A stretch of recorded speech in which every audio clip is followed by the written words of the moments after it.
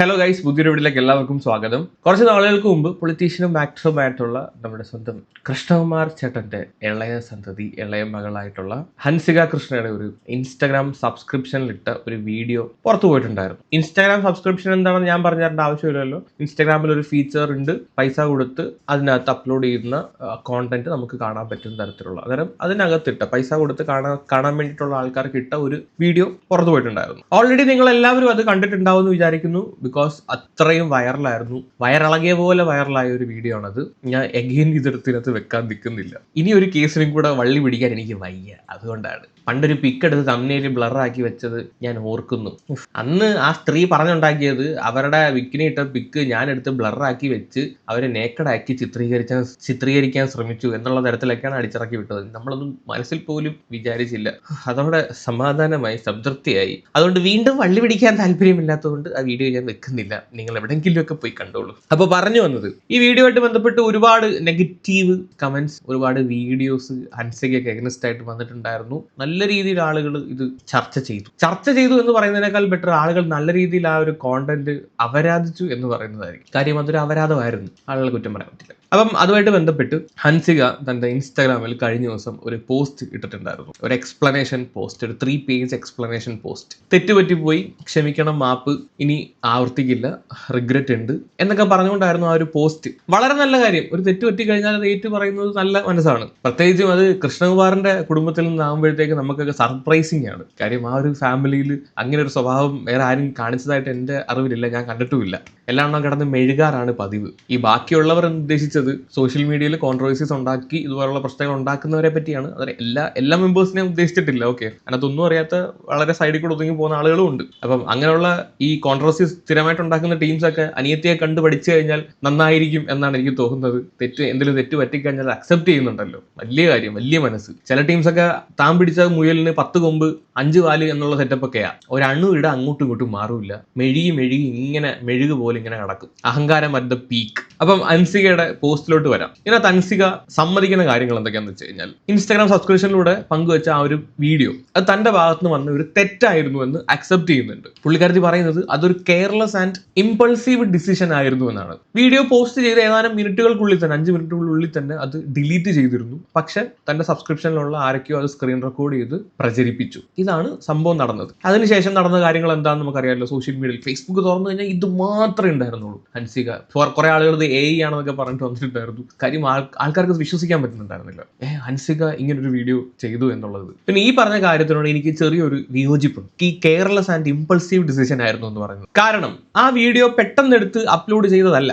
പ്രോപ്പറായിട്ടുള്ള cut, edits ആ വീഡിയോക്കകത്തുണ്ട്. 58 second ഉള്ള ആ വീഡിയോയിൽ 16 ചെറിയ ക്ലിപ്പുകളുണ്ട്, 16ഓളം കട്ടുകളുണ്ട്. എന്ന് വെച്ച് കഴിഞ്ഞാൽ ചെറിയ 16 വീഡിയോകൾ ചേർത്ത് വെച്ചുണ്ടാക്കിയ ഒരു വീഡിയോ. അതുകൊണ്ട് തന്നെ അത് അറിയാതെ പറ്റിയൊരു അബദ്ധമാണെന്ന് പറഞ്ഞു കഴിഞ്ഞാൽ വിശ്വസിക്കാൻ ബുദ്ധിമുട്ടുണ്ട്. പിന്നെ ഈ പോസ്റ്റിനകത്ത് കുറെ കാര്യങ്ങൾ ഹൻസിക നിഷേധിക്കുന്നുണ്ട്. അതെന്തൊക്കെയാണെന്ന് നോക്കാം. ഒന്ന്, പണം ഉണ്ടാക്കാൻ വേണ്ടിയിട്ട് ചെയ്തതല്ല. അത് പറയാനുള്ള കാരണം ജനങ്ങൾ പറയുന്നുണ്ടായിരുന്നു ഇവള് പബ്ലിസിറ്റിക്കും പണത്തിനും വേണ്ടിയിട്ടാണ് ഈ കാര്യങ്ങളൊക്കെ ചെയ്ത് കൂട്ടിയതെന്ന്. തനിക്ക് സാമ്പത്തികമായി പ്രശ്നങ്ങളൊന്നുമില്ല, 20-ാം വയസ്സിൽ തന്നെ സ്വയം നോക്കാനുള്ള വരുമാനം എനിക്കുണ്ട്, പബ്ലിസിറ്റി നേടേണ്ട സാഹചര്യവും എനിക്കും എൻ്റെ കുടുംബത്തിനോ ഇല്ല. ഇതാണ് പുള്ളിക്കാരത്തി പറയുന്നത്. ശരിയാണ്, കൃഷ്ണകുമാറിന്റെ മക്കൾക്ക് ഇങ്ങനെ ചെയ്ത് പണം ഉണ്ടാക്കേണ്ട ആവശ്യകതയില്ല. പക്ഷെ അത് തന്നെയായിരുന്നു ഉയർന്നു വന്ന ഏറ്റവും വലിയ ചോദ്യവും. നമ്മുടെ സമൂഹത്തിൽ ഈ ശരീരം പ്രദർശിപ്പിച്ച് അത് വെച്ച് റീച്ച് ഉണ്ടാക്കുന്ന, പണം ഉണ്ടാക്കുന്ന ഒരുപാട് കൂതറ കോണ്ടന്റ് ക്രിയേറ്റേഴ്സ് ഉണ്ട്. ഹൻസികയുടെ ആ ഒരു പർട്ടിക്കുലർ വീഡിയോയിൽ ഏതാണ്ട് അതിന് സമാനമായിട്ടുള്ള സ്വഭാവ വൈകൃതങ്ങളുള്ള ഈ ക്രിയേറ്റേഴ്സ് ചെയ്യുന്ന പോലുള്ള വീഡിയോ ആണത്. അത് ഭയങ്കര ഒരു എക്സ്ട്രീം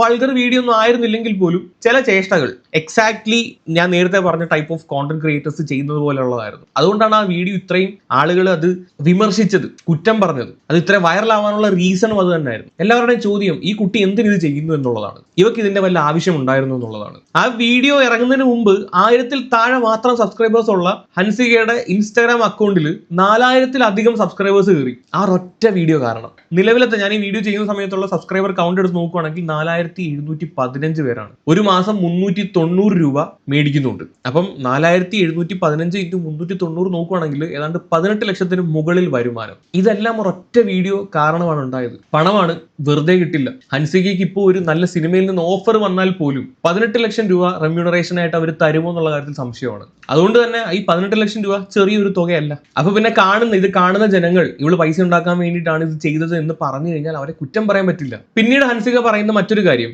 ഇതൊരു പ്രീ പ്ലാൻഡ് സ്റ്റണ്ട് അല്ല എന്നുള്ളതാണ്. മുൻകൂട്ടി ആലോചിച്ച് ചെയ്തതല്ല, ഇതൊരു ഇമ്പൾസീവ് ഡിസിഷൻ ആയിരുന്നു. ഇത് കുറെ സ്ഥലങ്ങളിൽ റിപ്പീറ്റഡ് ആയിട്ട് ഇങ്ങനെ പറയുന്ന പോലെ ഉണ്ട്. ആ ഒരു നിമിഷത്തിലെ ഒരു റോങ് ഡിസിഷൻ ആയിരുന്നു എന്നാണ് പുള്ളിക്കാരി പറയുന്നത്. ഇവിടെയാണ് എനിക്ക് വിയോജിപ്പുള്ളത്. ഞാൻ നേരത്തെ അതിന്റെ എക്സ്പ്ലനേഷൻ ഓൾറെഡി പറഞ്ഞിട്ടുണ്ട്. ഇതിനകത്ത് 16 ചെറിയ ചെറിയ വീഡിയോസ് ആണ് ഉള്ളത്. ഈ 16 ചെറിയ ചെറിയ കട്ട് വീഡിയോസ് എത്ര സമയം എടുത്തിട്ടായിരിക്കും എടുക്കുന്നുള്ളത്? പെട്ടെന്ന് എടുക്കാം. അത് പല രീതിയിൽ, പല ആംഗിളിൽ, പല തരത്തിൽ ഇരുന്ന് നിന്ന് ഒക്കെയാണ് എടുത്തേക്കുന്നത്. പല പോസിൽ 16 വീഡിയോസ് എടുത്തിരിക്കുന്നത്. അതായത് ഇത് ഒരു നിമിഷം കൊണ്ട് ഉണ്ടായ ഒരു ഇതൊന്നും അല്ല.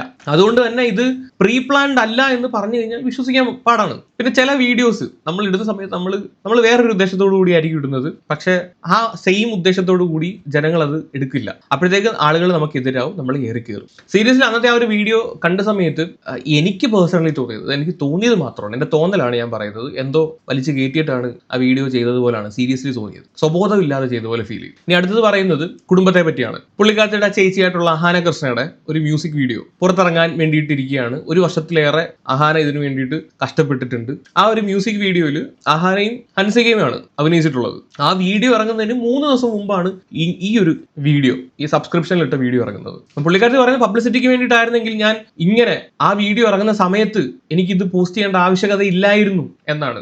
ജനങ്ങൾക്ക് തിരിച്ചും ചിന്തിക്കാം. ഞാൻ പോപ്പുലർ ആണ്, ഞാൻ ഫേമസ് ആണ് എന്ന് പറയുന്നതും ഞാൻ എപ്പോഴും ലൈം ലൈറ്റിൽ നിൽക്കുന്ന ഒരു വ്യക്തിയാണ് എന്ന് പറയുന്നതും രണ്ടും രണ്ടാണ്. പോപ്പുലർ ആകുന്ന എല്ലാവരും ലൈം ലൈറ്റിൽ നിൽക്കണമെന്നില്ല. നമ്മൾ ഏതെങ്കിലും കോൺട്രിബ്യൂഷൻസ് സമൂഹത്തിന് നല്ല രീതിയിലോ അല്ലെങ്കിൽ മോശം ചെയ്യുന്ന രീതിയിലോ അല്ലെങ്കിൽ ആളുകളെ ഇറിറ്റേറ്റ് ചെയ്യുന്ന രീതിയിലോ ചെയ്യുമ്പോഴാണ് അവർ ലൈം ലൈറ്റിലാവുന്നത്. ഫോർ എക്സാമ്പിൾ റോബിൻ രാധാകൃഷ്ണനൊക്കെ കാട്ടിക്കൂട്ടുന്ന കാട്ടായങ്ങൾ ചില സമയത്ത്, അല്ലെങ്കിൽ ഈ അഖിൽമാരാർ ഇടയ്ക്കൊക്കെ വന്ന് സൃഷ്ടിക്കുന്ന കോൺട്രവേഴ്സീസ്, ഇതൊക്കെ പുള്ളിക്കാരൻ ലൈം ലൈറ്റിൽ നിൽക്കാൻ വേണ്ടിയിട്ട് ചെയ്യുന്നതാണ്. പുള്ളി ഓൾറെഡി പോപ്പുലർ ആണ്. പക്ഷെ ഈ പോപ്പുലർ ആയിട്ടുള്ള വ്യക്തികൾക്ക് മുൻപോട്ട് ജീവിച്ചു പോകണമെങ്കിൽ അവർ ആ ലൈം ലൈറ്റ് നിൽക്കണം. അല്ലാതെ പോപ്പുലാരിറ്റി വെച്ച് ജീവിക്കാൻ പറ്റില്ല. അന്നേരം ഇങ്ങനെയുള്ള എന്തെങ്കിലും കോപ്രായങ്ങൾ കാട്ടിക്കൂട്ടിയാലേ അവർക്ക് ആ ഒരു അവരുടെ പോപ്പുലാരിറ്റി നിലനിർത്തിക്കൊണ്ട് പോകാൻ പറ്റും. അപ്പൊ കൂടുതൽ എൻഗേജ്മെന്റ് ഉണ്ടാവുന്ന സമയത്ത് കൂടുതൽ ഓപ്പർച്യൂണിറ്റീസ്, കൂടുതൽ പൈസ നമുക്ക് കിട്ടും. ഇതാണ് ഇതിന്റെ ബേസിക് ഫോർമുല.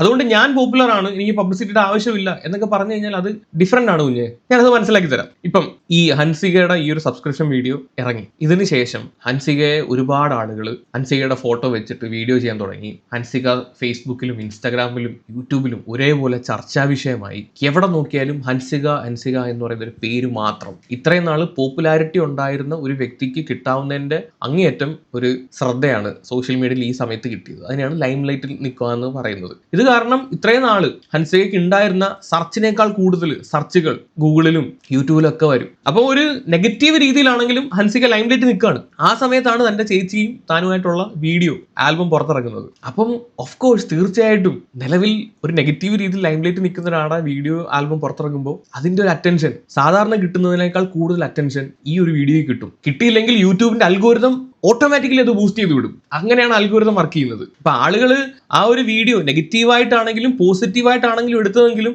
അതിന്റെ വ്യൂവർഷിപ്പ് കൗണ്ട് ആണല്ലോ മാറ്റർ ചെയ്യുന്നത്. അപ്പൊ പബ്ലിസിറ്റി എനിക്ക് ആവശ്യമില്ല എന്ന് പറഞ്ഞു കഴിഞ്ഞാൽ അത് തെറ്റാണ്. ഏറ്റവും കൂടുതൽ സിനിമാക്കാർ ഇപ്പം ചെയ്യുന്ന ഒരു പരിപാടിയാണ്, സ്വന്തം സിനിമ ഇറങ്ങുന്നതിന് മുമ്പ് എന്തെങ്കിലും ഒരു കോൺട്രവേഴ്സി അങ്ങ് ഉണ്ടാക്കും. ഇതിനേക്കാളും വലിയ പബ്ലിസിറ്റി പറയില്ല, നെഗറ്റീവ് പ്രൊമോഷൻ. സോ ആളുകൾ ഒന്ന് പറയുകയാണ്, നിന്റെ ചേച്ചിയുടെ വീഡിയോ ബൂസ്റ്റ് ചെയ്യാൻ വേണ്ടിയിട്ട് നെഗറ്റീവ് പ്രൊമോഷന് വേണ്ടിയിട്ട് നീ ചെയ്തതല്ലോ എന്ന് പറഞ്ഞു കഴിഞ്ഞാൽ കേട്ടോണ്ടിരിക്കാനേ പറ്റും. അടുത്തത് സൈബർ ബുള്ളിങ്ങിനെ പറ്റി ഇതിനകത്ത് പറയുന്നുണ്ട്. പുള്ളിക്കാരത്തി പറയുന്ന കാര്യം എന്താണെന്ന് വെച്ച് കഴിഞ്ഞാൽ വിമർശനങ്ങൾ സ്വീകരിക്കുന്നു, തെറ്റ് ചെയ്തെന്ന് സമ്മതിക്കുന്നു.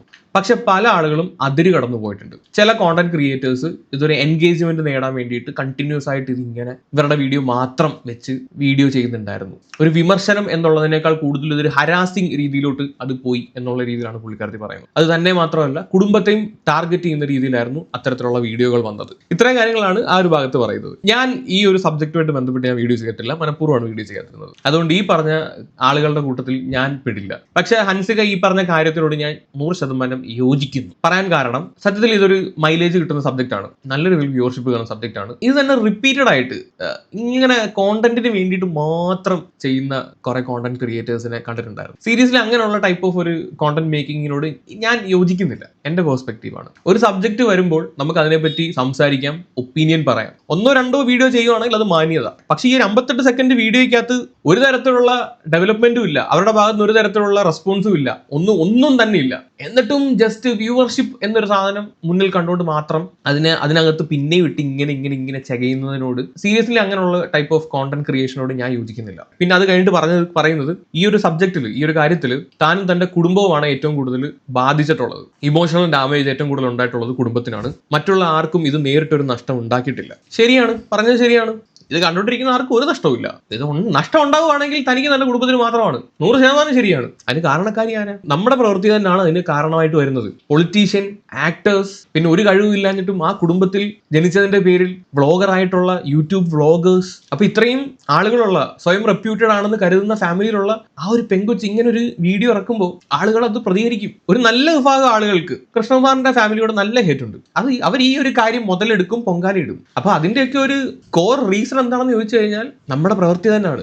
സോഷ്യൽ മീഡിയയിൽ ഒരു സാധനം ഇട്ട് കഴിഞ്ഞാൽ പിന്നെ നമ്മുടെ അല്ല, അത് പിന്നെ വ്യൂവേഴ്സിന്റെയാണ്. അവർ തീരുമാനിക്കും. അത് കേൾക്കാൻ നമ്മൾ ബാധ്യസ്ഥരാണ്. അതുകൊണ്ട് തനിക്കോ തന്റെ കുടുംബത്തിനോ ഏതെങ്കിലും രീതിയിൽ നഷ്ടങ്ങൾ ഉണ്ടായിട്ടുണ്ടെങ്കിൽ അതിന്റെ പൂർണ്ണ ഉത്തരവാദിത്വം ഹൻസികയുടെ മാത്രമാണ്. ഇത് കഴിഞ്ഞ് ഈ പോസ്റ്റിനകത്ത് സബ്സ്ക്രിപ്ഷനെ പറ്റി പറയുന്നുണ്ട്. ഈ ഒരു വീഡിയോ വൈറലായതിനു ശേഷം ഹൻസിക തന്റെ സബ്സ്ക്രിപ്ഷൻ എമൗണ്ട് 299 എന്നുള്ളതിൽ നിന്ന് 399 ആയിട്ട് ഉയർത്തിയിട്ടുണ്ടായിരുന്നു. ഇതിനെയും ഒരുപാട് ആളുകൾ വിമർശിച്ചു. അവൾ പൈസ കൂട്ടി, ആളുകൾ കൂടിയ സമയത്ത് അവൾ പൈസ കൂടുതൽ കിട്ടാൻ വേണ്ടിയിട്ട് എന്നുള്ള രീതിയിൽ വിമർശനങ്ങൾ വന്നിട്ടുണ്ട്. ഇതിനൊരു എക്സ്പ്ലനേഷൻ ഈ ഒരു പോസ്റ്റിനകത്ത് പുള്ളിക്കാരത്തി പറയുന്നത് എന്താണെന്ന് വെച്ച് കഴിഞ്ഞാൽ, ഈ ഒരു സംഭവത്തിന് ശേഷം സബ്സ്ക്രിപ്ഷൻ പൂർണ്ണമായിട്ടും ഉപേക്ഷിക്കാൻ അല്ലെങ്കിൽ എൻഡ് ചെയ്യാൻ ഞാൻ ആലോചിച്ചിരുന്നു. പക്ഷെ അത് കൂടുതൽ അഭ്യൂഹങ്ങൾക്ക് കാരണമാകുമെന്ന് തോന്നി. അതുകൊണ്ട് അത് ചെയ്തില്ല.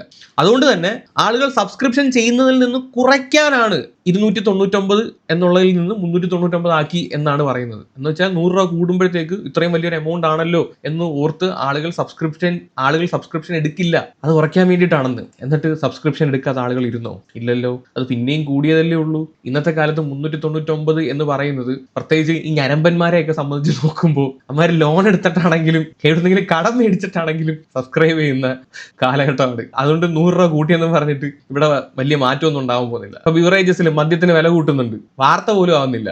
കിട്ടിയ വിലക്ക് മേടിച്ച് കുടിക്കുക, അതാണ്. അതുകൊണ്ട് തന്നെ സബ്സ്ക്രിപ്ഷൻ ഇനി കൂടാതിരിക്കാൻ വേണ്ടിയിട്ടാണ് ഞാൻ വില കൂട്ടിയെന്ന് പറഞ്ഞു കഴിഞ്ഞാൽ അത് ഇല്ലോജിക്കലി, അത് ഭയങ്കര മണ്ടത്തരമാണ്. ഒട്ടും കൺവിൻസിങ് അല്ലാത്ത തരത്തിലുള്ള ഒരു മറുപടി ആയിട്ട് എനിക്ക് തോന്നുന്നുള്ളൂ. ഏത് ഉദ്ദേശത്തോടു കൂടിയാണ് ചെയ്തതെങ്കിലും അതൊരു റോങ് മൂവ് ആയിരുന്നു. പണം ഉദ്ദേശിച്ചതാണെങ്കിൽ which is a good move. അടുത്തത് പറയുന്നത് ഈ സബ്സ്ക്രിപ്ഷൻ വഴി കിട്ടിയ പൈസ എന്ത് ചെയ്തു എന്നുള്ളതിനെ പറ്റിയാണ്. ഈ സംഭവത്തിന് ശേഷം സബ്സ്ക്രിപ്ഷൻ വഴി ലഭിച്ച അധിക തുക ഒരു സോഷ്യൽ മീഡിയ കോസിലേക്ക് ഞാൻ ഡൊണേറ്റ് ചെയ്തു എന്നാണ് പറയുന്നത്. അതിൽ നിന്ന് വ്യക്തിപരമായി 1 രൂപ പോലും തൊട്ടിട്ടില്ല. സോ അപ്പം ഒരു മാസം നമ്മളിപ്പം പറഞ്ഞ ഓൾമോസ്റ്റ് 18 ലാക്ക് ഡൊണേറ്റ് ചെയ്തു എന്നുള്ള തരത്തിലൊക്കെയാണ് പുള്ളിക്കാരത്തി പറയുന്നത്. 18 ലാക്ക് ഇപ്പോഴത്തെ കണക്കാണ്. മേ ബി അതിന് മുമ്പ് ഒരു 10 ലാക്ക് വേണമെങ്കിൽ പിടിച്ചോ, ലംസം എമൗണ്ട് 10 ലാക്ക് കൂട്ടാം. അത്രയും വലിയ തുക ഡൊണേറ്റ് ചെയ്തു. പക്ഷെ എങ്ങോട്ട് ഡൊണേറ്റ് ചെയ്തു, എന്തിന് ഡൊണേറ്റ് ചെയ്തു, ആർക്ക് കൊടുത്തു, ഏത് ചാരിറ്റിയാണ് ചെയ്തത് എന്നതിനെ പറ്റി ഒന്നും എവിടെയും പറയുന്നില്ല, മെൻഷൻ ചെയ്യുന്നില്ല.